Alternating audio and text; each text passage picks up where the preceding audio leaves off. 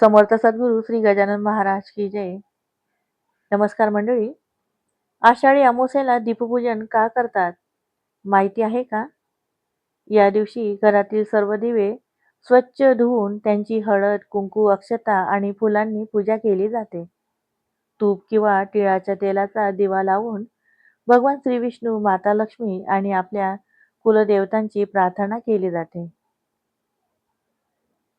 धार्मिक श्रद्धेनुसार दीप हा केवळ प्रकाश देणारा नसून ज्ञान, श्रद्धा, मंगलता आणि ईश्वर कृपेचे प्रतीक मानला जातो.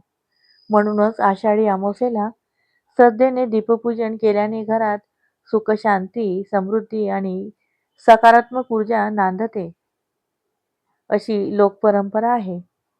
या दिवशी शक्य असल्यास आपल्या इष्टदेवतेचे, आपल्या गुरूंचे नामस्मरण करावे. आपल्या जीवनातही भक्तीचा किंवा ज्ञानाचा दीप सदैव प्रज्वलित राहो.